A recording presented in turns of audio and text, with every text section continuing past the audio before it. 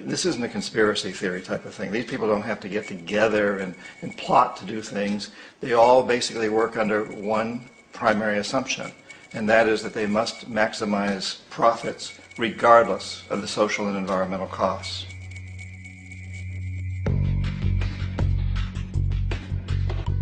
This process of manipulation by the corporatocracy through the use of debt, bribery, and political overthrow is called globalization. Just as the Federal Reserve keeps the American public in a position of indentured servitude through perpetual debt, inflation, and interest, the World Bank and IMF serve this role on a global scale. The basic scam is simple. Put a country in debt either by its own indiscretion or through corrupting the leader of that country, then impose conditionalities or structural adjustment policies, often consisting of the following. Currency devaluation. When the value of a currency drops, so does everything valued in it. This makes indigenous resources available to predator countries at a fraction of their worth. Large funding cuts for social programs. These usually include education and healthcare, compromising the well-being and integrity of the society, leaving the public vulnerable to exploitation. Privatization of state-owned enterprises. This means that socially important systems can be purchased and regulated by foreign corporations for profit. For example, in 1999, the World Bank insisted that the Bolivian government sell the public water system of its third largest city to a subsidy of the U.S. corporation Bechtel. As soon as this occurred, water bills for the already impoverished local residents skyrocketed.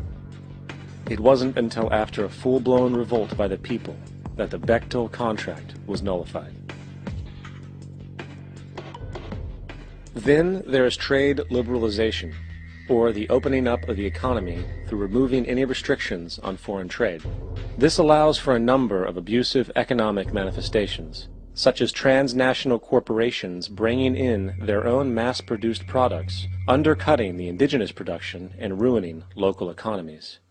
An example is Jamaica, which, after accepting loans and conditionalities from the World Bank, lost its largest cash crop markets due to competition with Western imports.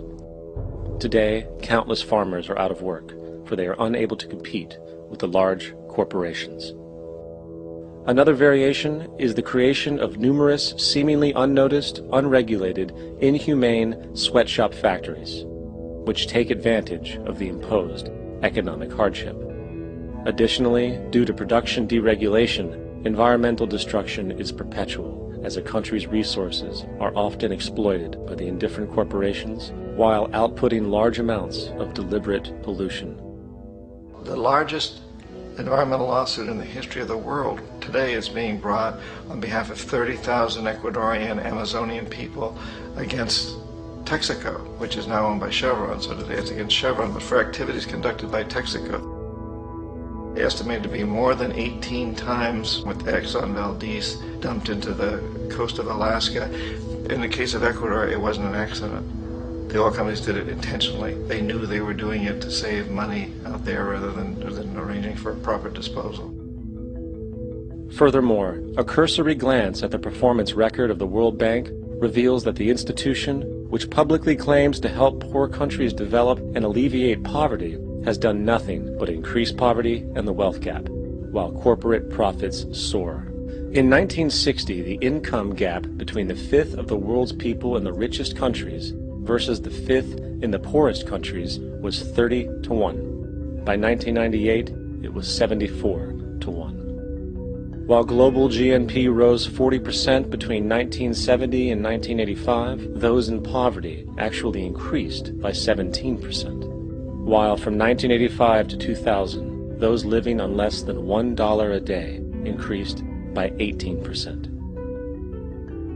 Even the Joint Economic Committee of the U.S. Congress admitted that there is a mere 40% success rate of all World Bank projects. In the late 1960s, the World Bank intervened in Ecuador with large loans. During the next 30 years, poverty grew from 50% to 70%. Under or unemployment grew from 15 to 70%. Public debt increased from $240 million to $16 billion. while the share of resources allocated to the poor went from 20% to 6%. In fact, by the year 2000, 50% of Ecuador's national budget had to be allocated for paying its debts. It is important to understand the World Bank is, in fact, a U.S. bank, supporting U.S. interests, for the United States holds veto power over decisions, as it is the largest provider of capital. And where did it get this money? You guessed it, it made it out of thin air through the fractional reserve banking system. Of the world's top 100 economies, as based on annual GDP, 51 are corporations, and 47 of that 51 are U.S.-based. Walmart, General Motors, and Exxon are more economically powerful than Saudi Arabia, Poland, Norway, South Africa, Finland, Indonesia, and many others. And, as protective trade barriers are broken down, currencies tossed together and manipulated in floating markets, and state economies overturned in favor of open competition and global capitalism, the empire expands.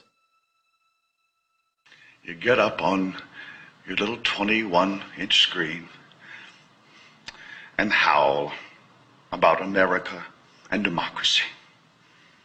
There is no America. There is no democracy. There is only IBM and ITT and AT&T and DuPont, Dow, Union Carbide, and Exxon.